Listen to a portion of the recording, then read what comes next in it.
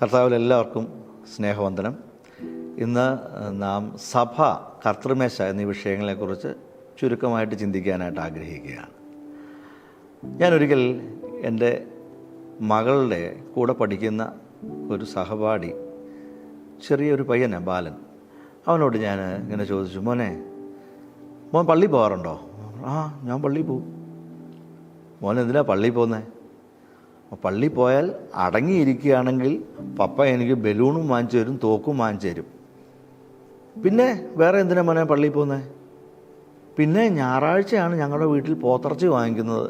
അപ്പം പോത്തിറച്ചി വാങ്ങിക്കാനായിട്ട് പപ്പ പള്ളിയിൽ പോകുന്നത് പോത്തിറച്ചി വാങ്ങിക്കാനാണ്. അപ്പം ഇതേ ചോദ്യം തന്നെ ഞാൻ അവൻ്റെ അമ്മച്ചിയോടൊന്ന് ചോദിക്കാമെന്ന് വിചാരിച്ചു. അപ്പോൾ അമ്മച്ചിയോട് ചോദിച്ചു, അമ്മച്ചി എന്തിനാ പള്ളിയിൽ പോകുന്നത്? അത് മോനെ, കോഴിയൊക്കെ ഉണ്ടല്ലോ, അപ്പം അന്നംകുട്ടി മുട്ട ചോദിച്ചിട്ടുണ്ട്. അപ്പം ആ മുട്ട കൊണ്ട കൊടുക്കാനായിട്ട് പള്ളിയിൽ പോയാൽ മുട്ട കൊടുക്കുകയും ചെയ്യാം. പിന്നെ തിരിച്ചു വരുമ്പം അവിടെ സാറായുടെ വീട്ടിൽ കയറി കഴിഞ്ഞാൽ അവിടുന്ന് കോഴി 2 എണ്ണം ഉണ്ടെന്ന് പറഞ്ഞാൽ അതിന് വാങ്ങിക്കുകയും ചെയ്യാം. അപ്പം അതിനു വേണ്ടിയൊക്കെയാണ് ഞാൻ പോകുന്നത്. പിന്നെ വെറുതെ ഇരിക്കുകയല്ലേ, പ്രായമൊക്കെ ആയില്ലേ, എവിടെയെങ്കിലും ഒന്ന് പോകണ്ടേ. ഞാനപ്പം അവരുടെ ഒരു മോളുണ്ട്, അവളോട് ചോദിച്ചു, മോളെന്തിനാ ചർച്ചിൽ പോകുന്നത്? നമ്മളിപ്പോൾ ഇപ്പോൾ ആളുകളെയൊക്കെ FBയിലൊക്കെ അല്ലേ കാണുന്നത്, നേരിട്ടൊക്കെ കാണാൻ വേണ്ടിയിട്ട് ഒക്കെ ഒന്ന് പോയാലല്ലേ കൂട്ടുകാരെയൊക്കെ ഒന്ന് കാണാൻ പറ്റുള്ളൂ, കാര്യങ്ങളൊക്കെ അറിയാനും ഒക്കെ. പിന്നെ എന്നും നമ്മൾ ഈ യൂണിഫോമൊക്കെ ഇട്ടുണ്ടല്ലേ പോകുന്നത്. ഇപ്പോൾ ഈ കാഷ്വൽസൊക്കെ ഇട്ട് ഒന്ന് പോയി എല്ലാവരും ഒന്ന് കാണണ്ടേ, എന്നാലല്ലേ നമ്മളൊരു സന്തോഷമുള്ളൂ. ഫ്രണ്ട്സിനെയൊക്കെ കാണണം, കസിൻസൊക്കെ കാണണം, പിന്നെ കുറച്ച് പരദൂഷണം പറയണം. വേറൊരു അമ്മച്ചി ഉണ്ട് ആ വീട്ടിൽ, വളരെ പ്രായമായ അമ്മച്ചിയോട് ചോദിച്ചു, അമ്മച്ചി പള്ളിയിൽ പോകാറുണ്ടോ? അപ്പോൾ അമ്മച്ചി പറഞ്ഞു, മോനെ, എനിക്ക് ആ കുന്നിൻ്റെ മണ്ടയിലുള്ള പള്ളിയിലൊന്നും വലിഞ്ഞു കയറാൻ ഇനിയും വയ്യ. ഞാൻ നേരത്തെയൊക്കെ പോകുമായിരുന്നു, ഇപ്പോൾ വയ്യ എനിക്ക്. പക്ഷേ മോനിപ്പോൾ പോകുന്നുണ്ട്, കാരണം അവനാണ് ഇപ്പോൾ അവിടെ ട്രസ്റ്റി. അവൻ ട്രസ്റ്റി ആയിരുന്നപ്പം കൂടെ എന്നെ കൊണ്ടുപോകും. മോൻ്റെ കൂടെ ഞാൻ ഇടയ്ക്ക് പോകാറുണ്ട്. എന്നാലല്ല നാട്ടിലെ കാര്യങ്ങളൊക്കെ അറിയാൻ പറ്റുള്ളൂ, ഞങ്ങളുടെ കൂട്ടുകാരെയൊക്കെ ഒന്ന് കാണാൻ പറ്റുള്ളൂ. എന്തായാലും എല്ലാവർക്കും ആരാധന ആവശ്യമുണ്ടെന്ന് എവിടെയോ അറിയാം, പക്ഷേ പോകുന്നതിൻ്റെ ഉദ്ദേശങ്ങൾ പലതാണെന്ന് മാത്രം. മനുഷ്യൻ്റെ ഉള്ളിൽ ദൈവത്തെ ആരാധിക്കാനായിട്ട് ഉള്ള ഒരു പ്രേരണ എപ്പോഴും നൽകുന്ന, ഇല്ലെങ്കിൽ അവനൊരു പൂർണ്ണത ലഭിക്കാത്ത ഒരു ശൂന്യത എപ്പോഴുമുണ്ട്. പക്ഷെ മൃഗങ്ങൾക്കതില്ല. ആത്മാവുള്ളവനെല്ലാം ആത്മാവായ ദൈവവുമായിട്ടൊരു ബന്ധം വേണമെന്നുള്ള ആഗ്രഹമുണ്ട്. മൃഗങ്ങൾക്കൊന്നും ആത്മാവില്ല. ഒരിക്കലും പട്ടിയോ പൂച്ചയോ ഒന്നും നമ്മളൊരു ആരാധനയ്ക്ക് പോകുന്നത് അല്ലെങ്കിൽ പ്രാർത്ഥിക്കുന്നത് നമ്മൾ കാണാറില്ലല്ലോ. ചിലർ പറയാറുണ്ട്, കോവിഡ് കാലത്തൊക്കെ പള്ളികളൊക്കെ അടിച്ചു പൂട്ടിയ ഒരു സാഹചര്യം ഉണ്ടായിരുന്നു, ആരാധനകൾക്കൊക്കെ റെസ്ട്രിക്ഷൻ ഉണ്ടായിരുന്നു, പരിമിതികളുണ്ടായിരുന്നു. പലരും വീട്ടിലിരുന്നല്ലേ ആരാധിച്ചത്, വീട്ടിലിരുന്ന് ആരാധിച്ചാൽ എന്താ കുഴപ്പം എന്ന് ചോദിക്കുന്നവരുണ്ട്. സങ്കീർത്തനത്തിലേക്ക് നമുക്കൊന്ന് വരാം. 89-ാം സങ്കീർത്തനത്തിൻ്റെ 7-ാമത്തെ വാക്യം ഇങ്ങനെയാണ് നമ്മൾ വായിക്കുക: ദൈവം വിശുദ്ധന്മാരുടെ സംഘത്തിൽ ഏറ്റവും ഭയങ്കരനും അവൻ്റെ ചുറ്റുമുള്ള എല്ലാവർക്കും മീതെ ഭയപ്പെടുവാൻ യോഗ്യനുമാകുന്നു. സഭ അവിടെ വച്ചാണ് ദൈവത്തിൻ്റെ മഹത്വം എന്താണെന്ന് മനുഷ്യർ തിരിച്ചറിയുന്നത്, അല്ലെങ്കിൽ നാം തിരിച്ചറിയുന്നത്. എല്ലാവരും ഒരുമിച്ച് ചേർന്നുള്ള ആരാധന, കോർപ്പറേറ്റ് വർഷിപ്പ്, അതിനകത്ത് വളരെയധികം കാര്യങ്ങൾ അടങ്ങിയിട്ടുണ്ട്. നമ്മൾ ഈ സഭ എന്നുള്ള കാര്യം നമ്മൾ ആദ്യം കാണുക അപ്പോസ്തലപ്രവൃത്തിയിലാണ്. അപ്പോസ്തലപ്രവൃത്തി 2-ാം അധ്യായത്തിൽ സഭയെ വിളിക്കുന്ന ഒരു പ്രത്യേക പദപ്രയോഗം തന്നെയുണ്ട്. 2-ാം അധ്യായം അതിൻ്റെ 47-ാമത്തെ വാക്യത്തിൻ്റെ അവസാനത്തെ ഭാഗത്ത് ഇങ്ങനെ കാണാം: കർത്താവ് രക്ഷിക്കപ്പെടുന്നവരെ ദിനം പ്രതി സഭയോട് ചേർത്തുകൊണ്ടിരുന്നു. ഈ സഭ എന്ന പദത്തിന് അവിടെ ഗ്രീക്ക് ഭാഷയിൽ ഉപയോഗിച്ചിരിക്കുന്ന പദം എക്ലീഷ്യ എന്നാണ്. സഭ, അതിൻ്റെ അർത്ഥം രക്ഷിക്കപ്പെട്ടവരുടെ കൂട്ടം എന്നാണ്. രക്ഷിക്കപ്പെട്ടവർ, അല്ലെങ്കിൽ കർത്താവ് വിളിച്ച് വേർതിരിച്ചവരുടെ ഒരു സമൂഹം, ഒരു കൂട്ടം, അവരൊരുമിച്ച് വന്ന് അന്യോന്യം അവരുടെ സ്നേഹം പങ്കിടുക, ഒരുമിച്ച് ദൈവത്തെ സ്തുതിക്കുക, ആരാധിക്കുക എന്നുള്ള ആ ഒരു പ്രവൃത്തിയാണ് വാസ്തവത്തിൽ സഭയിൽ നടക്കേണ്ടത്. അതിന് കൂടെ അവിടെ നമുക്ക് കാണാനായിട്ട് കഴിയും, അവിടെ അപ്പം നുറുക്കലുണ്ടായിരുന്നു, അവരാത്മീയമായിട്ടുള്ള അനേക കാര്യങ്ങൾ ഗ്രഹിച്ചത് അവിടെ നിന്നാണ്. സാമൂഹ്യമായിട്ടുള്ള പല മൂല്യങ്ങൾ ഉൾക്കൊണ്ടത് സഭയിൽ നിന്നാണ്. അപ്പോസ്തലന്മാർ സഭയുടെ അടിസ്ഥാനങ്ങളായ ഉപദേശങ്ങൾ നൽകിയത് ഈ സഭയിൽ നിന്നാണ്. വേറൊരു രീതിയിൽ നമ്മൾ പറയുമ്പോൾ ഈ ഒരു കൂട്ടമാണ്, അല്ലെങ്കിൽ രക്ഷിക്കപ്പെട്ടവരുടെ ആ കൂട്ടമാണ് ക്രിസ്തു ദൈവപുത്രനാണെന്നും ക്രിസ്തുവേശുവിൻ്റെ കഷ്ടത, മരണം, അതുപോലെ ഉയർത്തെഴുന്നേൽപ്പ് എന്നിവയിൽ ഞങ്ങൾക്ക് പങ്കാളിത്തം വേണമെന്നുള്ള, അല്ലെങ്കിൽ അതിൽ ഞങ്ങൾ പങ്കാളികളാകുന്നു എന്നുള്ള തീരുമാനവും ആ തീരുമാനത്തിലുള്ള നടപ്പുമെല്ലാം ആരംഭിക്കുന്നത് സഭയിൽ നിന്നാണ്. ആ ഉപദേശം അവർക്ക് ലഭിച്ചത് അപ്പോസ്തലന്മാരിൽ നിന്നാണ്. സഭ എന്ന് പറയുന്നത് മനുഷ്യൻ തുടങ്ങിയ ഒരു പ്രസ്ഥാനമോ സംഘടനയോ അല്ല, മറിച്ച് ദൈവം തന്നെത്താൻ ആരംഭിച്ച ഒന്നാണ്. സഭയ്ക്കൊരു നേതൃത്വത്തെ നിയമിച്ചത് മനുഷ്യരല്ല, ദൈവം തന്നെയാണ് ഒരു നേതൃത്വത്തെ നിയമിക്കുന്നത്. അതൊരു ദൈവിക ക്രമമാണ്, ഗോഡ്ലി ഓർഡറാണ്, അല്ലെങ്കിൽ ദൈവരാജ്യത്തിൻ്റെ തത്വമാണ്, ഒരു കിങ്ഡം പ്രിൻസിപ്പിൾ ആണ്. വേറൊരു രീതിയിൽ നമ്മൾ ചിന്തിക്കുമ്പോൾ ഇത് സഭ എന്ന് പറയുന്ന ഓരോന്നോരോന്നായി അവിടെ ഇവിടെ സ്വതന്ത്രമായി നിൽക്കേണ്ട ഒന്നല്ല. ഇവരെല്ലാം അന്യോന്യം സ്നേഹിക്കുകയും സഹകരിക്കുകയും ചെയ്ത് അന്യോന്യം പരസ്പരം ആശ്രയിക്കേണ്ട ഒന്നാണ് സഭ എന്ന് പറയുന്നത്. വേദപുസ്തകത്തിൽ നമുക്ക് പല സഭകളെ കാണാനായിട്ട് കഴിയും. എഫെസോസിലെ സഭ, കൊലോസിലെ സഭ, കൊരിന്തിലെ സഭ. നമ്മൾ കാണുന്നത് ഈ സഭകളിലെല്ലാം അപ്പോസ്തലന്മാർ എഴുതിയ ലേഖനങ്ങൾ, ചാക്രിക ലേഖനങ്ങൾ അവർ പരസ്പരം കൈമാറി വായിക്കുകയും പഠിപ്പിക്കുകയും അനുസരിക്കുകയും ചെയ്തതെല്ലാം നമുക്ക് കാണാനായിട്ട് കഴിയും.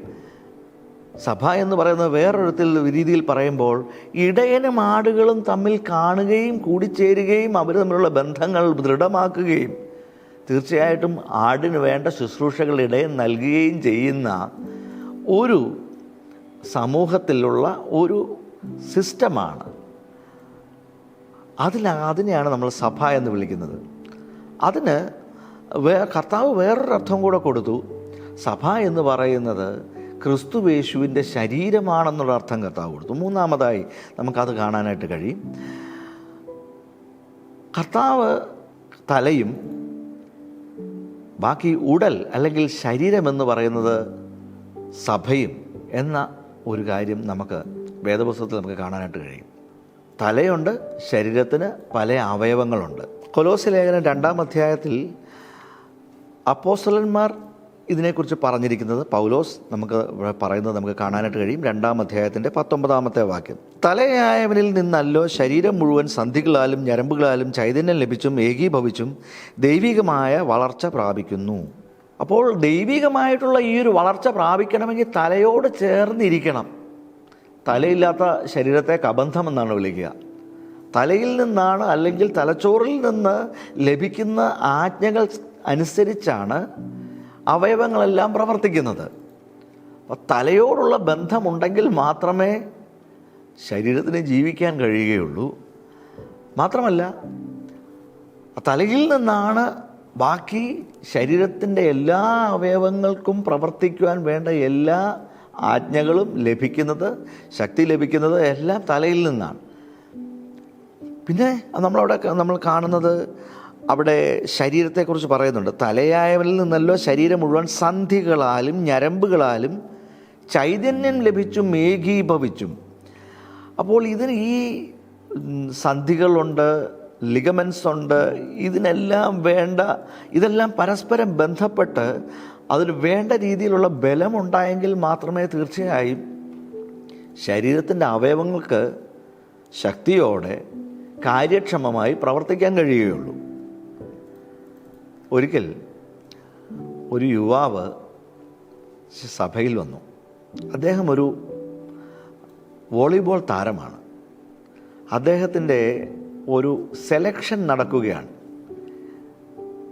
സ്റ്റേറ്റ് ടീമിലേക്കുള്ള സെലക്ഷനാണ്. അദ്ദേഹം വന്നു, എനിക്ക് വേണ്ടി പ്രത്യേകം പ്രാർത്ഥിക്കണം. ഞാൻ പറഞ്ഞു, എന്താണ് സഹോദര? അത് നാളെ എൻ്റെ സെലക്ഷനാണ്. അവൻ വളരെ നന്നായി കളിക്കുന്ന ആളാണെന്ന് എനിക്കറിയാം. കാരണം നിനക്ക് ഭയപ്പെടാനൊന്നുമില്ല, കാരണം നീ വളരെ നന്നായി കളിക്കുന്ന ഒരു കളിക്കാരനാണ്. അവൻ പറഞ്ഞ അതല്ല, ഞാനിപ്പോൾ ഒരു വളരെ ഭയത്തിലാണ്, ആശങ്കയിലാണ്. കാരണം എൻ്റെ പെരുവിരലിലെ നഖം ഞാൻ വെട്ടിയപ്പോൾ അല്പം കയറിപ്പോയി ഒരു ചെറിയ ഒരു വൂണ്ട് അവിടെ ഉണ്ട്, ചെറിയൊരു മുറിവ് പറ്റിയിട്ടുണ്ട്. അതുകൊണ്ട് തന്നെ ആ വേദന കാരണം ഞാൻ ഉദ്ദേശിക്കുന്ന അത്ര ഉയരത്തിൽ എനിക്ക് ചാടി ഈ പന്ത് അടിക്കാൻ കഴിയുന്നില്ല, സ്മാഷ് ചെയ്യാൻ കഴിയുന്നില്ല. അപ്പോൾ ഏറ്റവും ഉയരത്തിൽ ചാടാൻ കഴിയുക എന്നുള്ളതാണ് വോളിബോൾ കളിക്കാരന് വേണ്ട ശേഷി. അതിനെ പ്രതികൂലമായി ബാധിക്കുന്നു. അതായത് ഒരു ചെറിയ നഖം പോലും ഒരുത്തൻ്റെ ജീവിതത്തിൽ തന്നെ അവൻ്റെ കരിയറിനെ, അവൻ്റെ മുൻപോട്ടുള്ള ഉയർച്ചയെ ബാധിക്കുന്ന ഒന്നാണ്. നമുക്ക് പലപ്പോഴും ഇതിൻ്റെ ഒന്നും അവയവങ്ങളുടെ വില ഒരുപക്ഷെ നമ്മൾ മനസ്സിലാക്കുന്നില്ല. നമ്മുടെ കണ്ണിൻ്റെ ഈ കൺപോളയിലുള്ള ആ പീലികൾ അവിടെ ഇല്ലെങ്കിൽ നമുക്ക് ഉറങ്ങാൻ കഴിയുകയില്ല. എന്ന് പറഞ്ഞതുപോലെ ഈ സഭയ്ക്കകത്ത് പല അവയവങ്ങളുണ്ട്. ചിലതെല്ലാം അവയവങ്ങൾ നമ്മൾ കാണുന്ന അവയവങ്ങളായിരിക്കും. കണ്ണ് നമുക്ക് കാണാം, വാ നമുക്ക് കാണാം, മൂക്ക് കാണാം, ചെവി കാണാം, കൈയും കാലും ഒക്കെ കാണാം. പക്ഷേ ആന്തരാവയവങ്ങളുണ്ട്. ഈ ആന്തരാവയവങ്ങളൊക്കെ ഈ ഹാർട്ടോ, നമ്മുടെ ഹൃദയമോ, നമ്മുടെ കരളോ, ശ്വാസകോശമോ ഒന്നും നമ്മൾ കാണുന്നില്ല. എന്നാൽ അതും നിരന്തരം പ്രവർത്തിച്ചു കൊണ്ടിരിക്കുക. ഈ ശരീരത്തിൻ്റെ ബലത്തിന് വേണ്ടി അത് നിരന്തരം പ്രവർത്തിച്ചു കൊണ്ടിരിക്കുന്നുണ്ട്. ചില സഭയിലെ ചില ആളുകളുടെ ശുശ്രൂഷകൾ എല്ലാവരും കാണുന്ന ശുശ്രൂഷകളായിരിക്കില്ല. പക്ഷേ അവരുടെ പ്രവർത്തനം കൂടാതെ ഒരിക്കലും സഭ മുമ്പോട്ട് പോവുകയുമില്ല. വ്യത്യസ്തമായിട്ടുള്ള പ്രവർത്തികളാണ് ഓരോ അവയവത്തിനുമുള്ളത്. അതേ സമയത്ത് ഓരോ അവയവത്തിനും വേണ്ട ഊർജവും ബലവും വേണ്ട ആജ്ഞയും എല്ലാം ലഭിക്കുന്നത് തലയിൽ നിന്ന് തന്നെയാണ്. ഒരുമിച്ച് വളരാൻ സഹായിക്കുന്നത് ആ തലയുമായിട്ട് ബന്ധപ്പെട്ടിരിക്കുമ്പോൾ മാത്രമാണ്. വേറെ രീതിയിൽ സഭയെ ഉപമിച്ചിരിക്കുന്നത് മണവാട്ടിയോടാണ്. അനേകം വാക്യങ്ങൾ അതിന് നമുക്ക് കാണാനായിട്ട് കഴിയും. 45-ാം സങ്കീർത്തനം പൂർണ്ണമായിട്ടും ഈ കാര്യങ്ങൾ തന്നെയാണ് പറയുക. അതിന് 13-14 വാക്യങ്ങൾ മാത്രം വായിക്കാം. അന്തഃപുരത്തിലെ രാജകുമാരി ശോഭ പരിപൂർണയാകുന്നു. അവളുടെ വസ്ത്രം പൊൻ കസവ് കൊണ്ടുള്ളത്. അവളെ ചിത്രത്തയ്യലുള്ള വസ്ത്രം ധരിപ്പിച്ച് രാജസന്നിധിയിൽ കൊണ്ടുവരും. അവളുടെ തോഴിമാരായി കൂടെ നടക്കുന്ന കന്യകമാരെയും നിൻ്റെ അടുക്കൽ കൊണ്ടുവരും. ഇവിടെ സഭയെക്കുറിച്ച് ദാവീദ് എഴുതി വച്ചിരിക്കുന്നതാണ്. വീണ്ടും നമുക്ക് ഇതേ സഭയെ വെളിപ്പാട് പുസ്തകത്തിൽ അവസാനം കാണാനായിട്ട് കഴിയും. വെളിപ്പാട് പുസ്തകത്തിൻ്റെ 19-ാം അധ്യായത്തിൽ വരുമ്പോൾ അതുപോലെ തന്നെ 21-ാമത്തെ അധ്യായത്തിലും എല്ലാം സഭയെക്കുറിച്ച് പ്രതിപാദിക്കുന്നുണ്ട്. 19-ാം അധ്യായത്തിൻ്റെ 7-8 വാക്യങ്ങളിൽ നമുക്കിങ്ങനെ വായിക്കാനായിട്ട് കഴിയും. നാം സന്തോഷിച്ചുല്ലസിച്ച് അവന് മഹത്വം കൊടുക്കുക. കുഞ്ഞാടിൻ്റെ കല്യാണം വന്നുവല്ലോ, അവൻ്റെ കാന്തയും തന്നെത്താൻ ഒരുക്കിയിരിക്കുന്നു. അവൾക്ക് ശുദ്ധവും ശുഭ്രവുമായ വിശേഷ വസ്ത്രം ധരിപ്പാൻ കൃപ ലഭിച്ചിരിക്കുന്നു. ആ വിശേഷ വസ്ത്രം വിശുദ്ധന്മാരുടെ നീതിപ്രവർത്തികൾ തന്നെ. സഭയെ മണവാട്ടിയായിട്ടാണ് ഇവിടെ നമുക്ക് കാണാൻ കഴിയുക. ആ മണവാട്ടിയുടെ അലങ്കാരം വിശുദ്ധിയാണ്. ദൈവമക്കളുടെ അല്ലെങ്കിൽ വിശുദ്ധന്മാരുടെ നീതിപ്രവർത്തികളാലാണ് സഭ അലങ്കൃതയായിരിക്കുന്നത്. വീണ്ടും 21-ാം അധ്യായത്തിലേക്ക് വന്നാൽ അതിൻ്റെ 2-ാമത്തെ വാക്യത്തിൽ സമുദ്രം ഇനിയില്ല, പുതിയ യെരുശലേം എന്ന വിശുദ്ധ നഗരം ഭർത്താവിനായി അലങ്കരിച്ചിട്ടുള്ള മണവാട്ടിയെപ്പോലെ ഒരുങ്ങി സ്വർഗത്തിൽ നിന്ന് ദൈവസന്നിധിയിൽ നിന്ന് തന്നെ ഇറങ്ങുന്നത് ഞാൻ കണ്ടു എന്ന് യോഹന്നാൻ വെളിപ്പാടിൽ കണ്ട് എഴുതുകയാണ്. അവിടെ കാന്ത, ഭർത്താവിനായി കാത്തിരിക്കുന്ന കാന്തയെക്കുറിച്ചാണ് പറഞ്ഞിരിക്കുന്നത്. ഭർത്താവിനായി അലങ്കരിച്ചിട്ടുള്ള മണവാട്ടി. അപ്പൊ സഭയെ അത്രയും വിലയേറിയതായിട്ടാണ് കർത്താവ് കാണുന്നത്. അതുകൊണ്ട് തന്നെയാണ് സ്വർഗത്തിലെ സകല ആത്മീയ അനുഗ്രഹങ്ങളാലും സഭയെ കർത്താവ് അനുഗ്രഹിക്കുന്നത്. കാത്തിരിക്കുന്ന ഒരു കാന്ത. വീണ്ടും നമുക്ക് സഭയെക്കുറിച്ച് കാണാൻ കഴിയുന്നത് ദൈവരാജ്യം എന്നുള്ളൊരു രീതിയിലാണ്. ദൈവരാജ്യം എന്ന് പറയുന്നത് കിങ്ഡം ഓഫ് ഗോഡ്, കിങ്ഡം ആണ്. അവിടെ ഡെമോക്രസി അല്ല. അപ്പോൾ നമ്മുടെ നാട്ടിലൊക്കെ ഉള്ളതുപോലുള്ള ജനങ്ങൾക്ക് വേണ്ടി ആ ഒരു സിസ്റ്റം അല്ല ദൈവരാജ്യം എന്ന് പറയുന്നത്. ദൈവരാജ്യത്തിൻ്റെ തത്വങ്ങൾ തീർച്ചയായിട്ടും വിഭിന്നമാണ്.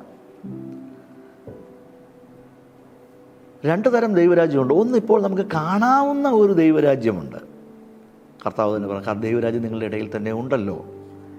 എന്നാൽ നമുക്ക് കാണാൻ കഴിയാത്ത ഒരു ദൈവരാജ്യമുണ്ട്, ഭാവിയെക്കുറിച്ച്. അതായത് ഭാവിയിൽ വരാനിരിക്കുന്ന ദൈവരാജ്യത്തെക്കുറിച്ചാണ്.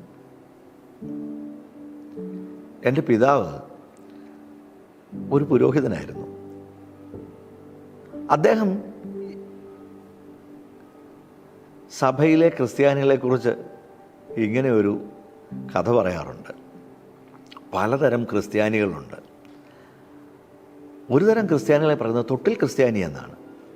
തൊട്ടിൽ ക്രിസ്ത്യാനി പണ്ടത്തെ ഒരു രീതിയുണ്ടല്ലോ, ആ ശിശുസ്നാനം, അതിനുവേണ്ടി തൊട്ടിലിൽ കിടക്കുന്ന ക്രിസ്ത്യാനിയെ കൊണ്ടുവരും. പിന്നെ അത് കഴിഞ്ഞാൽ പിന്നെ ആ ക്രിസ്ത്യാനിയെ സഭയിൽ കാണാൻ കഴിയുന്നത് കല്യാണത്തിനാണ്. അതാണ് കെട്ടിക്രിസ്ത്യാനി. പിന്നെ അത് കഴിഞ്ഞാൽ പിന്നെ അവിടെ എങ്ങും കാണുകയില്ല. പിന്നെ അദ്ദേഹത്തെ കാണുക പെട്ടിക്രിസ്ത്യാനിയായിട്ടാണ്. പെട്ടിയിൽ ചിലരൊക്കെ താങ്ങി പിടിച്ചുകൊണ്ടൊന്ന് വെക്കുന്ന ഒരു പെട്ടിക്രിസ്ത്യാനി. പിന്നെയും പല തരം ക്രിസ്ത്യാനികളുണ്ട്. അതിലൊരു വിഭാഗം ക്രിസ്ത്യാനി ഈച്ച ക്രിസ്ത്യാനി എന്നാണ് അദ്ദേഹം പറയുക. അതായത് നല്ലതേതാണ് ചീത്ത ഏതാണെന്ന് വിവേചിക്കാൻ കഴിവില്ലാത്ത ഒരു ക്രിസ്ത്യാനി. നല്ലതിലും പോയിരിക്കും, ചീത്തയിലും പോയിരിക്കും. എവിടെയാണ് ഇരിക്കേണ്ടതെന്നുള്ള വ്യക്തമായിട്ടുള്ളൊരു നിലപാടില്ലാത്ത ക്രിസ്ത്യാനി. മറ്റൊന്ന് പിണ്ടി ക്രിസ്ത്യാനി എന്നാണ് വേറൊരു ക്രിസ്ത്യാനി അറിയപ്പെടുക. പിണ്ടി ക്രിസ്ത്യാനി വെള്ളത്തിലാണെങ്കിലും പകുതി മുകളിലാണ്. പകുതി ലോകത്തിലും പകുതി ആത്മീയവും ഭൗതികവുമായ ഒരു ജീവിതം നയിക്കുന്ന ഒരു വ്യക്തി. മറ്റൊരു തരം ക്രിസ്ത്യാനിയെക്കുറിച്ച് പറയുന്നത് ഒതളങ്ങ ക്രിസ്ത്യാനി എന്നാണ്. ഒതളങ്ങ എന്ന് പറഞ്ഞാൽ ഈ നമ്മുടെ നദികളുടെയൊക്കെ തീരത്ത് പുഴത്തീരങ്ങളിലൊക്കെ ഉള്ള ഒരു വൃക്ഷത്തിൽ കായ്ക്കുന്ന ഒരു കായാണ് ഒതളങ്ങ. ഒതളങ്ങ അത് വെള്ളത്തിലേക്ക് വീണ് കഴിഞ്ഞ് കഴിഞ്ഞാൽ കുറച്ച് സമയം വെള്ളത്തിൻ്റെ മുകളിൽ കൂടെ ഒഴുകും. അത് കഴിഞ്ഞാൽ ബാക്കി സമയം അടിയിൽ കൂടെ ഒഴുകും. ഇടയ്ക്ക് കാണും, പിന്നെ അപ്രത്യക്ഷമാകും. വീണ്ടും കുറച്ച് നേരം കാണാം, പിന്നെ അപ്രത്യക്ഷമാകും. അങ്ങനെയുള്ള ചില ക്രിസ്ത്യാനികളുണ്ട്. പള്ളിയിൽ ഇടയ്ക്ക് വരും, പിന്നെ കുറേ നാളത്തേക്ക് കാണത്തില്ല. പിന്നെ കുറച്ച് നാൾ കാണും, പിന്നെ കുറച്ച് നാൾ കാണുകയില്ല. കുറച്ച് നാൾ ആത്മീയനായിരിക്കും, പിന്നെ അത് കഴിഞ്ഞ് കുറേ നാൾ ഭൗതികനായിരിക്കും. പിന്നെയും കുറച്ച് നാൾ ആത്മീയനാവും, ഭൗതികനാവും. ഒതളങ്ങ ക്രിസ്ത്യാനി. വേറെ ചില ക്രിസ്ത്യാനികളുണ്ട്. അവരുടെ നാക്ക് ഇപ്പോഴും മാനസാന്തരപ്പെട്ടിട്ടില്ല.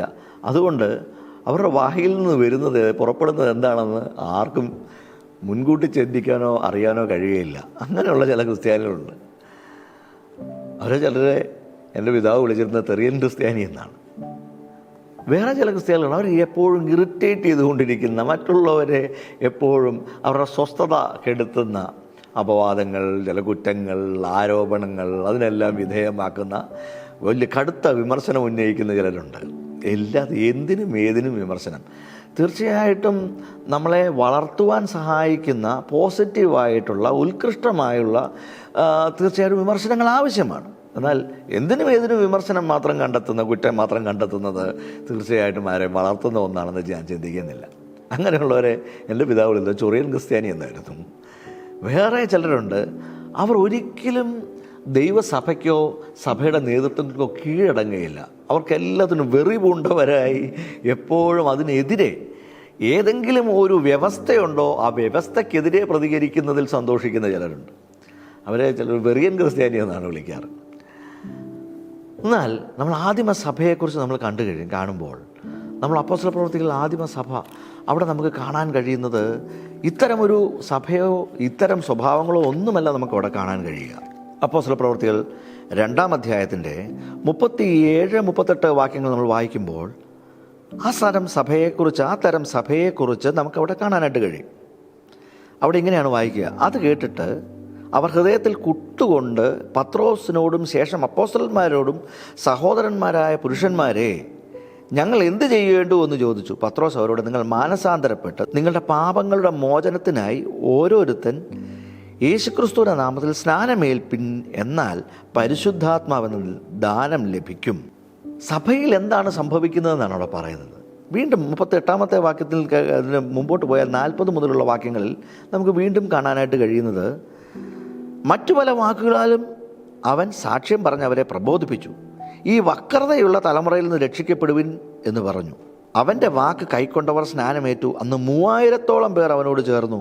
അവർ അപ്പോസ്തലന്മാരുടെ ഉപദേശം കേട്ടും കൂട്ടായ്മ ആചരിച്ചും അപ്പം നുറുക്കിയും പ്രാർത്ഥന കഴിച്ചും പോന്നു എന്ന് നമുക്ക് വായിക്കാൻ കഴിയും. ആദിമ സഭയാണ്. അത് സഭയിൽ സംഭവിച്ചതൊക്കെയാണ്. പത്രോസ് എഴുന്നേറ്റ് നിന്ന് ധൈര്യത്തോടെ മറ്റു 11 പേരോടുകൂടെ പ്രസംഗിച്ചു. അത് കേട്ട് ഞങ്ങൾ എന്ത് ചെയ്യണമെന്ന് അവർ ചോദിച്ചപ്പോൾ പത്രോസ് അവർക്ക് നൽകുന്ന മറുപടിയാണ് നമ്മൾ വായിച്ച് കേട്ടത്. അവർ വീണ്ടും ജനിച്ചു, മനസ്സാന്തരപ്പെട്ടു. തുടർന്ന് അവർ സ്നാനത്തിലേക്ക് പോയി, സ്നാനപ്പെട്ടു. പരിശുദ്ധാത്മാവെന്ന ദാനം അവർക്ക് ലഭിക്കുമെന്നുള്ളവർ വിശ്വസിച്ചു, പ്രാർത്ഥിച്ചു, അവരത് പ്രാപിച്ചു. അവർ അടുത്തതായിട്ട് അവർ കീഴ്പ്പെട്ടിരുന്നു. അപ്പോസ്തലന്മാർ എന്ത് ഉപദേശിച്ചോ ആ ഉപദേശം അവർ കേട്ടു. കേൾക്കുക മാത്രമല്ല, അവർ അനുസരിച്ചു, അതിനുള്ള ധൈര്യം കാണിച്ചു എന്ന് നമുക്ക് കാണാൻ കഴിയും. ആദ്യകാലത്ത് എത്രയോ സഭയിൽ രക്തസാക്ഷികളുണ്ടായി. അവരാരും ഈ മരണത്തെ ഭയപ്പെട്ടില്ല. ദൈവം അവരെ തെരഞ്ഞെടുത്തു എന്ന് നമുക്ക് കാണാനായിട്ട് കഴിയും. ആ തെരഞ്ഞെടുപ്പ് അവരുടെ മേലുണ്ടായിരുന്നു. വീണ്ടും നമ്മൾ മുമ്പോട്ട് പോകുമ്പോൾ കൊലോസ്യ ലേഖനം 3-ാം അധ്യായം 12-13 വാക്യങ്ങൾ നമുക്കൊന്ന് വായിക്കാം. അതുകൊണ്ട് ദൈവത്തിൻ്റെ വ്രതന്മാരും വിശുദ്ധന്മാരും പ്രിയരുമായി മനസ്സലിവ്, ദയ, താഴ്മ, സൗമ്യത, ദീർഘക്ഷമ എന്നിവ ധരിച്ചുകൊണ്ട് അന്യോന്യം പൊറുക്കുകയും ഒരുവനോട് ഒരുവന് വഴക്കുണ്ടായാൽ തമ്മിൽ ക്ഷമിക്കുകയും ചെയ്വിൻ. കർത്താവ് നിങ്ങളോട് ക്ഷമിച്ചതുപോലെ നിങ്ങളും ചെയ്വിൻ. സഭയെക്കുറിച്ച് പറയുക, സഭയിൽ സംഭവിക്കേണ്ടത്. സഭയെ ദൈവം തിരഞ്ഞെടുത്തതാ. ദൈവം ആ സഭയുടെ മേൽ എന്തൊക്കെ നൽകിയെന്നാണ് നമ്മൾ വായിച്ചത്. മനസ്സലിവ്. ഇംഗ്ലീഷ് ബൈബിളിൽ അതിന് ടെൻഡർ മേഴ്സീസ് എന്നാണ് ഒരു വേർഷനിൽ കാണാൻ കഴിയുന്നത്. അതിന് ആർദ്രകരുണ എന്നൊരു അർത്ഥവും കൂടെയുണ്ട്. ആർദ്രതയല്ല, ആർദ്രതയുണ്ട്, എന്നാൽ അതേ സമയത്ത് തന്നെ വലിയ കരുണയും കൂടെ അതിനോട് കൂടെയുള്ള ആർദ്രത. ദയയുണ്ട്. വേറൊരു കാര്യം താഴ്മ, സൗമ്യത. സൗമ്യത എന്ന് പറയുമ്പോൾ അയ്യോ പാവം, എന്നെ ഒന്നിനും കൊള്ളത്തില്ല, അങ്ങനെ എന്താ പറയണ്ടത്, ഒരു പാവം എന്നൊക്കെ നമ്മൾ പറയുന്നത്, അങ്ങനെ ഒരു ചിന്താഗതി പലപ്പോഴും നമുക്ക് വരാറുണ്ട്. സൗമ്യതയുടെ അർത്ഥം അതല്ല. സ്നേഹത്തിൽ സത്യം സംസാരിക്കാനുള്ള കൃപ. തീർച്ചയായിട്ടും താഴ്മയുണ്ട്. താഴ്മയോടെ സ്നേഹത്തിൽ സത്യം സംസാരിക്കണം. ഒരിക്കലും വ്യാജത്തോട് അനുരഞ്ജനം ഉണ്ടാക്കുകയല്ല, കോംപ്രമൈസ് ചെയ്യുകയല്ല, ഒരു വിധത്തിൽ പതുക്കെ അഡ്ജസ്റ്റ് ചെയ്ത് അതിനെ കൂടെ വെക്കുകയല്ല, മറിച്ച് സത്യം സംസാരിക്കാനുള്ള ധൈര്യത്തിനെയാണ് സൗമ്യത എന്ന് പറയുക. മറ്റൊന്ന് ദീർഘക്ഷമയാണ്. ദീർഘമായിട്ട് സഹിക്കാനുള്ള കൃപ പ്രാപിക്കുക, അന്യോന്യം പൊറുക്കുക, ക്ഷമിക്കുക. ഇതെല്ലാം സഭയിൽ പഠിക്കേണ്ട കാര്യമാണ്. ഒരുത്തനോട് വഴക്കുണ്ടായാൽ ക്ഷമിക്കാൻ കഴിയുക. മത്തായി എഴുതിയ സുവിശേഷത്തിനകത്ത് കർത്താവിൻ്റെ ഗിരിപ്രഭാഷണമുണ്ട്. 5-ാം അധ്യായം മുതൽ 7-ാം അധ്യായം വരെ നമ്മൾ തുടർച്ചയായിട്ട് കാണുക കർത്താവിൻ്റെ ഗിരിപ്രഭാഷണമാണ്. ആ ഗിരിപ്രഭാഷണത്തിനകത്ത് കർത്താവ് ഈ കാര്യങ്ങളെല്ലാം യേശു വളരെ വിശദമായി ശിഷ്യന്മാരെ പഠിപ്പിക്കുന്നത് കാണാനായിട്ട് കഴിയും. അതെല്ലാം ദൈവരാജ്യത്തിൻ്റെ തത്വങ്ങളാണ് അവിടെ അടങ്ങിയിരിക്കുന്നത്. അത് പഠിക്കുന്നത്, പഠനവിധേയമാക്കുന്നത് വളരെ നല്ലതാണ്. സഭയ്ക്കകത്ത് നമ്മൾ കടന്നു വരുമ്പോഴാണ് കൂട്ടായ്മ ഉണ്ടാകുന്നത്. കൂട്ടായ്മയാണ് അടുത്ത ഒരു വലിയ മുഖ്യമായിട്ടുള്ളൊരു കാര്യം. നമ്മളവിടെ വായിച്ച അപ്പോസ്തല പ്രവൃത്തികൾ നമ്മൾ കണ്ടു. അവരെല്ലാം ഒരുമിച്ച് വന്നു. അവർക്ക് ഒരുമിച്ച് കടന്നു വന്നപ്പോൾ അവർക്ക് ഏക ഹൃദയമുണ്ടായിരുന്നു, ഏക മനസ്സുണ്ടായിരുന്നു. അവരൊരുമിച്ച് സ്നേഹിച്ചു, അവരൊരുമിച്ച് സ്നേഹം പങ്കിട്ടു, അന്യോന്യം പങ്കിട്ടുകൊണ്ട് ഒത്തിരി കാര്യങ്ങൾ നമുക്കവിടെ കാണാനായിട്ട് കഴിയും. നമുക്ക് അപ്പോസ്തല പ്രവൃത്തികൾ 2-ാം അധ്യായത്തിൻ്റെ 43 മുതലുള്ള വാക്യങ്ങൾ ഒരിക്കൽ കൂടെ വായിക്കാം. അവിടെ ഇങ്ങനെയാണ് കാണുക: എല്ലാവർക്കും ഭയമായി. അപ്പോസ്തലന്മാരാൽ ഏറിയ അത്ഭുതങ്ങളും അടയാളങ്ങളും നടന്നു. വിശ്വസിച്ചവർ എല്ലാം ഒരുമിച്ചിരുന്ന് സകലവും പൊതുവക എന്ന് എണ്ണുകയും ജന്മഭൂമികളും വസ്തുക്കളും വിറ്റ് അവനവന് ആവശ്യമുള്ളതുപോലെ എല്ലാവർക്കും പങ്കിടുകയും ഒരുമനപ്പെട്ട് ദിനം പ്രതി ദേവാലയത്തിൽ കൂടി വരികയും വീട്ടിൽ അപ്പം നുറുക്കിക്കൊണ്ട് ഉല്ലാസവും ഹൃദയപരമാർത്ഥതയും പൂണ്ട് ഭക്ഷണം കഴിക്കുകയും ദൈവത്തെ സ്തുതിക്കുകയും സകല ജനത്തിൻ്റെയും കൃപ അനുഭവിക്കുകയും ചെയ്തു. കർത്താവ് രക്ഷിക്കപ്പെടുന്നവരെ ദിനം പ്രതി സഭയോട് ചേർത്തുകൊണ്ടിരുന്നു. അപ്പോൾ ഈ ഒരു ബന്ധമാണ്, അന്യോന്യമുള്ള സ്നേഹമാണ്. നമുക്കറിയാം ദൈവം സ്നേഹം തന്നെ. ആ ദൈവത്തിൻ്റെ സ്നേഹത്തിൽ ഒരുമിച്ച് അന്യോന്യം സ്നേഹിച്ച് വളരുന്ന ഒന്നാണ് സഭ. അല്ലെങ്കിൽ സഭയുടെ അടിസ്ഥാനം ക്രിസ്തുവിലാണ് എന്ന് പറയുമ്പോൾ, അല്ലെങ്കിൽ തലയായ ക്രിസ്തുവിലാണെന്ന് നമ്മൾ പറയുമ്പോൾ നമ്മൾ മനസ്സിലാക്കേണ്ടത് തലയായ ക്രിസ്തു സ്നേഹമാണെന്നും ആ സ്നേഹത്തിൽ വേരൂന്നിയാണ് സഭ വളർന്ന് വലുതായി പന്തലിച്ച് വളരേണ്ടത് എന്നും നമ്മൾ തീർച്ചയായിട്ടും മനസ്സിലാക്കിയിരിക്കണം. അപ്പോസ്തലന്മാരുടെ ഉപദേശമാണ് സഭയെ നിലനിർത്തുന്നത്. ആ ഉപദേശത്തിനകത്താണ് സഭ നിലനിൽക്കുകയും വളരുകയും ചെയ്യേണ്ടത്. അതിന് അനുസരണം എന്ന് പറയുന്നത് ഒഴിച്ചുകൂടാനാകാത്ത ഒന്നാണ്. നമ്മൾ കർത്താവിനെ സ്നേഹിക്കുന്നു എന്ന് വായുകൊണ്ട് പറയുന്നതിനേക്കാളെല്ലാം ഉപരിയായി കർത്താവിനെ സ്നേഹിക്കുകയും അതിനോടൊപ്പം തന്നെ കർത്താവിനെ അനുസരിക്കുകയും വേണമെന്നുള്ളത് നിശ്ചയമായും വളരെ പ്രാധാന്യമർഹിക്കുന്ന ഒന്നാണ്. അവിടെ നമുക്ക് കൂട്ടായ്മ എന്നൊരു കാര്യം, നമുക്കൊരു പദം നമുക്ക് വായിക്കാൻ കഴിഞ്ഞു. 42 വാക്യത്തിൽ, 2-ാം അധ്യായം അപ്പോസ്തലപ്രവൃത്തികൾ 2-ാം അധ്യായത്തിൽ 42 വാക്യത്തിൽ അവർ എന്തു ചെയ്തു? അവർ അപ്പോസ്തലന്മാരുടെ ഉപദേശം കേട്ടും കൂട്ടായ്മ ആചരിച്ചും. ഈ കൂട്ടായ്മയിലാണ് അന്യോന്യമുള്ള സഹകരണം, സഹവർത്തിത്വം, ഇതെല്ലാം അവർ ഒരുമിച്ച് വന്ന് ഏകഹൃദയത്തോടെ, നമുക്കവിടെ വായിക്കാൻ കഴിയുന്ന ചില പദങ്ങളുണ്ട്, ഏകഹൃദയത്തോടെ ഒരുമനപ്പെട്ട് ഒരുമിച്ചിരുന്ന് പങ്കിട്ടു എന്നൊക്കെയുള്ള ചില പദപ്രയോഗങ്ങളുണ്ട്. അവർക്കുണ്ടായിരുന്ന ചില സ്വഭാവവിശേഷങ്ങളുണ്ട്. ഹൃദയപരമാർത്ഥത, കാണുമ്പോഴുള്ളൊരു ആവേശം ഉണ്ടല്ലോ, ആവേശമല്ല. ഞങ്ങളൊക്കെ മലബാറിലായിരുന്നു അനേക വർഷങ്ങൾ താമസിച്ചിരുന്നത്. തിരുവിതാംകൂറിലുള്ള ഞങ്ങളുടെ ബന്ധുക്കളെയൊക്കെ വളരെ അപൂർവമായിട്ട് ഏതെങ്കിലും കല്യാണങ്ങൾക്കോ അങ്ങനെയുള്ള പല സമയങ്ങളിലൊക്കെ കാണുമ്പം പെട്ടെന്നൊരു ആവേശമൊക്കെ കാണിക്കും അവർ. അയ്യോ മോനെ എന്നൊക്കെ പറഞ്ഞ് കെട്ടിപ്പിടിക്കുകയൊക്കെ ചെയ്യുന്ന ഒരു ആവേശമൊക്കെ ഉണ്ട്. അത് കഴിഞ്ഞാൽ പിന്നെ വേറെ ഏതെങ്കിലും ഒരു ഫംഗ്ഷന് കാണുമ്പോഴാണ്, മറ്റെവിടെയെങ്കിലും ഒരിടത്ത് കാണുമ്പോഴേ പിന്നെ ആവേശമുള്ളൂ. അതുപോലല്ല സഭ. സഭയ്ക്കകത്ത് എന്നും ആ സ്നേഹമുണ്ട്, അന്യോന്യമുള്ള കരുതലുണ്ട്. അങ്ങനെയാണ് ഓരോ വ്യക്തിയെയും നമുക്ക് വളർത്താൻ കഴിയുന്നത്. അവർക്ക് അന്യോന്യം ആത്മാർത്ഥതയുണ്ടായിരുന്നു. അവർ സമയം കണ്ടെത്തി ഒരുമിച്ച് കൂടി. അവരെല്ലാം ഒരേ തൂവൽ പക്ഷികളെ പോലെ ഒരുപോലെ ഒരുമിച്ച് ചേർന്നിരുന്ന് അവർ സന്തോഷിച്ചു എന്ന് നമുക്ക് കാണാനായിട്ട് കഴിയും. സഭയിലുള്ള മറ്റൊരു ശുശ്രൂഷയാണ് കർത്തൃമേശ, ലോർഡ്സ് ടേബിൾ. നമ്മളവിടെ വായിച്ചു 42 വാക്യത്തിൽ, 2-ാം അധ്യായം 42 വാക്യത്തിൽ നമ്മൾ വായിച്ചു, അവർ അപ്പം നുറുക്കിയും. അപ്പം നുറുക്കലുണ്ട്. അപ്പം നുറുക്കുന്നത്, കർത്താവ് അപ്പം നുറുക്കി ശിഷ്യന്മാർക്ക് കൊടുത്തത് നമുക്ക് ഒരുപക്ഷെ നമുക്ക് ഓർമ്മ വരുന്നുണ്ടാകാം. ആ കർത്താവ് അപ്പം നുറുക്കി, വാസ്തവത്തിൽ കർത്താവ് പ്രതീകാത്മകമായിട്ട് ചെയ്തത്, ഇതെൻ്റെ ശരീരം, എൻ്റെ ശരീരത്തെ തകർക്കപ്പെടുന്നത് അല്ല, നുറുക്കുന്നത് നിങ്ങളെ പുറത്താക്കാനല്ല, മറിച്ച് നിങ്ങളെ കൂടെ സഭയ്ക്കകത്തേക്ക് ചേർക്കുവാൻ ആണ് എന്നുള്ളൊരു വലിയ സത്യം പറയുകയാണ്. അല്ലെങ്കിൽ നേരത്തെ നമ്മൾ ചിന്തിച്ചതുപോലെ സഭയിലെ വിഭിന്നങ്ങളായ അവയവങ്ങളായി പല സഭയിലെ പ്രവർത്തികൾ ചെയ്യുന്നവരോട് പറയുകയാണ്, നിങ്ങൾ എൻ്റെ സഭയ്ക്കകത്ത് അല്ലെങ്കിൽ എൻ്റെ ശരീരത്തിനകത്താണ്. നമുക്ക് അന്യോന്യം കൂട്ടായ്മ ആവശ്യമാണ്. പരസ്പരം നമ്മൾ സഹായിക്കേണ്ടത് ആവശ്യമാണ്. ഓരോ അവയവത്തിനും അതിൻ്റേതായിട്ടുള്ള വ്യക്തമായ ഉത്തരവാദിത്തങ്ങളുണ്ട്, ജോലികളുണ്ട്. അത് കൃത്യമായി നിർവഹിച്ചാൽ മാത്രമേ മറ്റ് അവയവങ്ങൾക്കും ചേർന്ന് പ്രവർത്തിക്കാൻ കഴിയൂ. നമ്മുടെ കണ്ണിൽ ഒരു കരട് പോയാൽ ഒരിക്കലും കാലിൻ്റെ പെരവിരൽ കൊണ്ട് നമ്മളത് എടുക്കാൻ ശ്രമിക്കാറില്ല. നമ്മൾ കൈയുടെ വിരലുകൊണ്ട്, ചിലപ്പോൾ ചെറിയ വിരലുകൊണ്ട്, അല്ലേ, ചിലപ്പോൾ ചെവി ചൊറിയുമ്പോൾ നമ്മൾ ഈ ചെറിയ വിരലുകൊണ്ടാണ് ചെവി ചൊറിയുന്നത്. അങ്ങനെയൊക്കെ പലപ്പോഴും നമ്മൾ അന്യോന്യം, കൈക്ക് കാലിനെ ആവശ്യമാണ്, കാലിന് കയ്യെ ആവശ്യമാണ്, കണ്ണിന് കാലിനെ ആവശ്യമാണ്, കണ്ണുകൊണ്ട് കാണണം. ഓരോത്തിനും അതിൻ്റേതായുള്ള വ്യത്യസ്തമായ ഉപയോഗങ്ങളുണ്ട്. അതുപോലെ അന്യോന്യം ഇവ ചേർന്ന് പ്രവർത്തിക്കുമ്പോഴാണ് സഭ എന്ന് പറയുന്ന ഈ ഒരു സിസ്റ്റം മുൻപോട്ട് കൊണ്ടുപോകാനായിട്ട് കഴിയുക.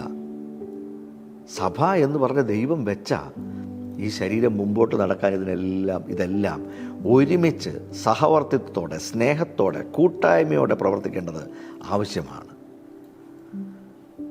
ഇത് സംഭവിക്കുന്നത് സഭയ്ക്കകത്താണ്.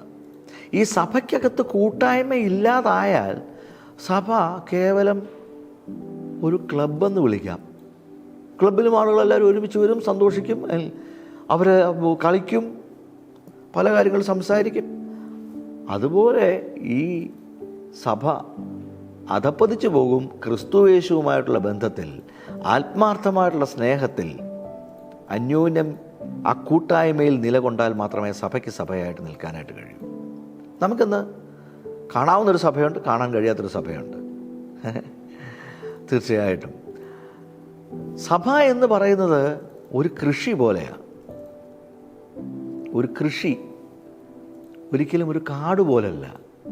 കാടാരും വളർത്തുന്നതല്ല, കാട് തന്നെ അങ്ങ് വളരുക, തോന്നുന്നത് പോലെ വളരുന്നു.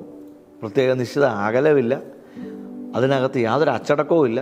കാട്ടിൽ അവിടെ എവിടെയൊക്കെ പല മരങ്ങൾ തോന്നുന്നത് പോലെ വളരുന്ന ഒരു സിസ്റ്റമാണ്. സഭ ഒരിക്കലും അങ്ങനെയല്ല. സഭയ്ക്ക് ഒരച്ചടക്കമുണ്ട്. സഭ എങ്ങനെ പ്രവർത്തിക്കണം, സഭ എങ്ങനെ മുമ്പോട്ട് പോകണം എന്നുള്ളതിനെല്ലാം വ്യക്തമായിട്ടുള്ള മാർഗനിർദ്ദേശങ്ങൾ വിശുദ്ധ വേദപുസ്തകം തരുന്നുണ്ട്. അപ്പോസ്തലന്മാരുടെ ഉപദേശമാണത്. അതിനനുസരിച്ച് മാത്രമാണ് ഒരു സഭ മുമ്പോട്ട് പോവുക. തീർച്ചയായിട്ടും അതിനകത്ത് പല വ്യക്തികൾക്ക് പല പ്രവൃത്തികളായിരിക്കും ചെയ്യാനുണ്ടാകുക. പൗലോസ് തന്നെ പറയുന്നു, പൗലോസ് നട്ടു, അപ്പൊല്ലോസ് നനച്ചു, പക്ഷേ ദൈവമാണ് വളരുമാറാക്കുന്നത്.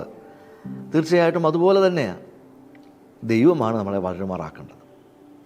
ആമേൻ.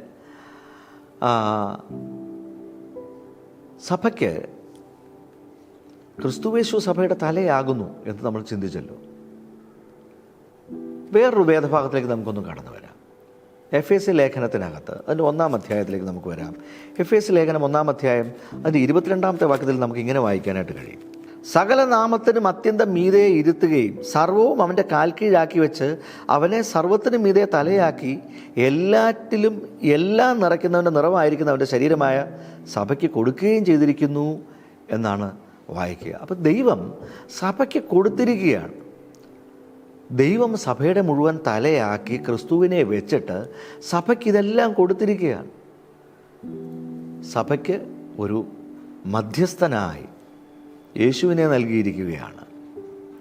സഭയെ നയിക്കുവാൻ, ആ ശരീരത്തെ മുൻപോട്ട് നയിക്കുവാൻ ഒരു തലയെ നൽകിയിരിക്കുകയാണ്. തലയിൽ നിന്നാണ് സഭയ്ക്ക് വേണ്ട എല്ലാ ഊർജവും ശക്തിയും ബലവും എല്ലാം ലഭിക്കുന്നതെന്ന് നമ്മൾ നേരത്തെ ചിന്തിച്ചല്ലോ. വീണ്ടും കൊലോസ്യ ലേഖനത്തിലേക്ക് നമ്മൾ വരികയാണെങ്കിൽ അവിടെയും നമ്മൾ കണ്ടു ക്രിസ്തുവാണ് സഭയുടെ തല എന്ന്.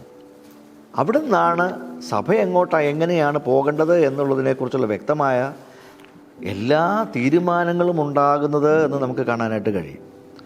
സഭയെ നയിക്കുന്നത് 1-ാം അധ്യായത്തിൻ്റെ 18-ാമത്തെ വാക്യത്തിൽ, കൊലോസ്യ ലേഖനം 1-ാം അധ്യായം 18-ാമത്തെ വാക്യത്തിൽ അത് വ്യക്തമായി എഴുതിയിട്ടുണ്ട്. അവൻ സഭ എന്ന ശരീരത്തിന് തലയുമാകുന്നു, സകലത്തിലും അവൻ മുമ്പനാകേണ്ടതിന് അവൻ ആരംഭവും മരിച്ചവരുടെ ഇടയിൽ നിന്ന് ആദ്യജാതനായി എഴുന്നേറ്റവനുമാകുന്നു എന്ന് നമുക്ക് കാണാനായിട്ട് കഴിയും. അപ്പോൾ തീർച്ചയായിട്ടും സഭ എന്ന് പറയുന്നത് സമൂഹത്തിൽ വളരെ പ്രാധാന്യമുള്ള ഒന്നാണ്. ഇന്നത്തെ നമ്മുടെ സമൂഹത്തിൽ സഭയ്ക്ക് വളരെ കാര്യങ്ങൾ ചെയ്യാൻ സാധിക്കും, അല്ലെങ്കിൽ ഇന്നത്തെ സമൂഹത്തിന് എന്തെങ്കിലുമൊക്കെ പ്രയോജനപ്രദമായി ചെയ്യാൻ കഴിയുന്നത് സഭയ്ക്ക് മാത്രമാണ്. അവിടെ പറയുന്നൊരു പദം, നമ്മൾ വായിച്ചൊരു പദപ്രയോഗമുണ്ട്: അവൻ എല്ലാത്തിനും മുമ്പനാകേണ്ടതിന് ആരംഭവും മരിച്ചവരുടെ ഇടയിൽ നിന്ന് ആദ്യജാതനായി എഴുന്നേറ്റവനും. ആദ്യജാതനായി എഴുന്നേറ്റവൻ എന്നുള്ളതിന് അവിടെ ഗ്രീക്ക് ഭാഷയിൽ കൊടുത്തിരിക്കുന്ന ഒരു പദപ്രയോഗം ആർച്ചേ പ്രോട്ടോട്ടോക്കോസ് എന്നാണ്.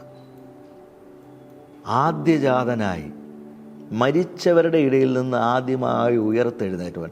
വാസ്തവത്തിൽ ആ ഉയർത്തെഴുന്നേൽപ്പാണ് സഭയ്ക്ക് നൽകുന്ന പ്രത്യാശ. സഭയുടെ ഭാവിയെക്കുറിച്ചാണ് അത് പറയുന്നത്. സഭയ്ക്ക് ഒരു ഉയർത്തെഴുന്നേൽപ്പുണ്ട്. ദൈവ പൈതലിന് അവന് ആ നിത്യജീവൻ എന്ന ഒരു വലിയ ഒരു കാര്യത്തിന് ഉടമയാണവൻ. അല്ലെങ്കിൽ നിത്യജീവൻ എന്ന വലിയൊരു ഭാഗ്യത്തിലേക്കാണ് ഓരോ ദൈവ പൈതലും രക്ഷിക്കപ്പെട്ട് കടന്നു വരുന്നത്, വീണ്ടും ജനിക്കുന്നത്, ദൈവരാജ്യത്തിലേക്ക് ജനിക്കുന്നത് ഈ നിത്യതയുടെ പ്രത്യാശയുമായിട്ടാണ്. എത്രയോ ഭാഗ്യകരമായിട്ടുള്ളൊരു അവസ്ഥയാണ്. ലോകത്തിനൊരു പ്രത്യാശയില്ലാതെ ലോകം നിരാശയിൽ ആഴ്ന്നു പോകുമ്പോൾ ദൈവമക്കൾക്ക് ഒരു പ്രത്യാശയുണ്ട്, ഭാഗ്യകരമായൊരു പ്രത്യാശ. കൂട്ടായ്മയെക്കുറിച്ച് നമ്മൾ വീണ്ടും നമുക്ക് കൊരിന്ത്യ ലേഖനത്തിൽ നമുക്ക് കാണാനായിട്ട് കഴിയും. 1 കൊരിന്ത്യ ലേഖനം അതിൻ്റെ 12-ാം അധ്യായത്തിലേക്ക് നമ്മൾ വരുമ്പോൾ അവിടെ കൂട്ടായ്മയെക്കുറിച്ച് പറയുന്നത് നമുക്ക് കാണാനായിട്ട് കഴിയും.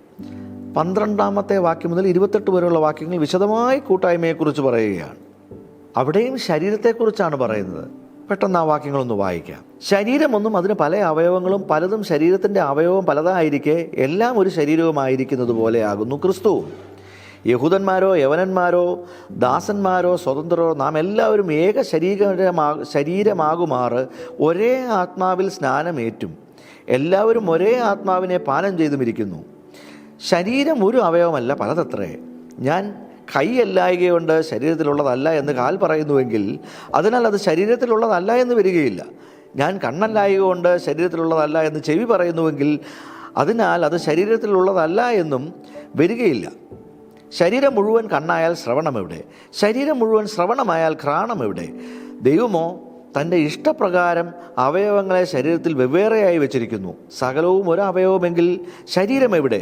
എന്നാൽ അവയവങ്ങൾ പലതെങ്കിലും ശരീരം ഒന്നു തന്നെ. കണ്ണിന് കൈയോട് നിന്നെക്കൊണ്ട് എനിക്ക് ആവശ്യമില്ല എന്നും തലയ്ക്ക് കാലുകളോട് നിങ്ങളെക്കൊണ്ട് എനിക്ക് ആവശ്യമില്ല എന്നും പറഞ്ഞുകൂടാ. ശരീരത്തിൽ ബലം കുറഞ്ഞവ എന്ന് തോന്നുന്ന അവയവങ്ങൾ തന്നെ ആവശ്യമുള്ളവയാകുന്നു. ശരീരത്തിൽ മാനം കുറഞ്ഞവ എന്ന് തോന്നുന്നവയ്ക്ക് നാം അധികം മാനം അണിയിക്കുന്നു. നമ്മിൽ അഴക് കുറഞ്ഞവയ്ക്ക് അധികം അഴക് വരുത്തുന്നു.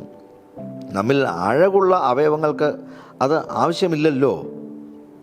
ശരീരത്തിൽ ഭിന്നത വരാതെ അവയവങ്ങൾ അന്യോന്യം ഒരുപോലെ കരുതേണ്ടതിനായി ദൈവം കുറവുള്ളതിന് അധികം മാനം കൊടുത്തുകൊണ്ട് ശരീരത്തെ കൂട്ടിച്ചേർത്തിരിക്കുന്നു. അതിനാൽ ഒരവയവം കഷ്ടമനുഭവിക്കുന്നു.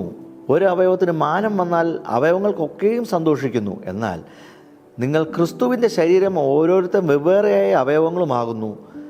ദൈവം സഭയിൽ 1-ാമത് അപ്പോസ്തലന്മാർ, 2-ാമത് പ്രവാചകന്മാർ, 3-ാമത് ഉപദേഷ്ടാക്കന്മാർ എന്നിങ്ങനെ ഓരോരുത്തരെ നിയമിക്കുകയും പിന്നെ വീര്യപ്രവർത്തികൾ, രോഗശാന്തിയുടെ വരം, സഹായം ചെയ്യുവാനുള്ള വരം, പരിപാലന വരം, വിവിധ ഭാഷാവരം എന്നിവ നൽകുകയും ചെയ്തു. എല്ലാവരും അപ്പോസ്തലന്മാരും ആരോ, എല്ലാവരും പ്രവാചകന്മാരോ. ഇവിടെ സഭയെക്കുറിച്ച് വ്യക്തമായി പറയുകയാണ്. എന്താണ് സഭ, അവയവങ്ങൾ എങ്ങനെയാണ് പ്രവർത്തിക്കേണ്ടതെന്നെല്ലാം അപ്പോസ്തലനായ പൗലോസ് കൊരിന്ത്യ സഭയ്ക്ക് വളരെ വ്യക്തമായി പറഞ്ഞു കൊടുക്കുന്നത് നമുക്ക് കാണാനായിട്ട് കഴിയും. 1 കൊരിന്ത്യ ലേഖനം 12-ാം അധ്യായത്തിൻ്റെ 13-ാമത്തെ വാക്യത്തിലും അവിടെ നമുക്ക് കാണാനായിട്ട് കഴിയുന്ന ഇതേ കാര്യം തന്നെയാണ്. നമ്മളിപ്പോൾ വായിച്ച ആ വാക്യങ്ങളിൽ തന്നെ യഹൂദന്മാരോ യവനന്മാരോ ദാസന്മാരോ സ്വതന്ത്രരോ നാം എല്ലാവരും ഏക ശരീരന്മാരോ ഒരേ ആത്മാവിനാൽ സ്നാനമേറ്റും എല്ലാവരും ഒരേ ആത്മാവിനെ പാനം ചെയ്തുമിരിക്കുന്നു. ഇവിടെ യഹൂദനെന്നോ യവനനെന്നോ ജാതീയനെന്നോ ദാസനെന്നോ സ്വതന്ത്രനെന്നോ എന്നുള്ള വ്യത്യാസങ്ങളൊന്നുമില്ല. എല്ലാവരും സഭയിൽ ഒരുപോലെ പങ്കാളിത്തമുള്ളവരാണ് എന്ന് വളരെ വ്യക്തമായി അപ്പോസ്തലൻ പറയുകയാണ്. ഓരോ അവയവത്തിനും അതിൻ്റേതായിട്ടുള്ള പ്രാധാന്യവും ഓരോ അവയവത്തിന് അതിൻ്റേതായിട്ടുള്ള ഉത്തരവാദിത്തങ്ങളുമുണ്ട് എന്ന് നമുക്ക് കാണാനായിട്ട് കഴിയും. അവിടെ ചില പ്രത്യേക ശുശ്രൂഷകളെക്കുറിച്ചും പറഞ്ഞിട്ടുണ്ട്. അപ്പോസ്തലന്മാർ, ഇടയന്മാർ, ഉപദേഷ്ടാക്കന്മാർ എന്നൊക്കെയുള്ള ചില ഔദ്യോഗിക ചില പദവികളെക്കുറിച്ച് നമുക്ക് കാണാനായിട്ട് കഴിയും. അപ്പോസ്തലന്മാരുണ്ട്, ഉപദേഷ്ടാക്കന്മാരുണ്ട്, പ്രവാചകന്മാരുണ്ട്, ഇടയന്മാരുണ്ട്. എല്ലാവർക്കും അവരുടേതായിട്ടുള്ള പ്രത്യേക ദൗത്യങ്ങളും ഉണ്ട്. തീർച്ചയായിട്ടും സഭ ദൈവമക്കൾക്ക് എന്നും ഒരു അനുഗ്രഹമാണ്. സഭയുടെ കൂട്ടായ്മ, സഭയുടെ സ്നേഹം, അതിനകത്താണ് ഓരോ ദൈവവും പൈതലും തഴച്ചു വളരുന്നത്. അങ്ങനെ നമ്മളും സഭയ്ക്കകത്ത് തന്നെ നിലനിന്ന് ഫലം കായ്ക്കുന്നവരായി തീരട്ടെ, ആത്മാവിൻ്റെ ഫലമുള്ളവരായി തീരട്ടെ, കൃപാവരങ്ങളിൽ കുറവില്ലാത്തവരായി നാം തീരട്ടെ. ദൈവം അതിനായി നമ്മളെ സഹായിക്കട്ടെ. പ്രാർത്ഥനയോടെ നമുക്ക് സഭയിൽ, കൂട്ടായ്മയിൽ, സ്നേഹത്തിൽ വേരൂന്നി വളർന്ന് മുന്നേറാം. ദൈവം നമ്മളെ അനുഗ്രഹിക്കട്ടെ.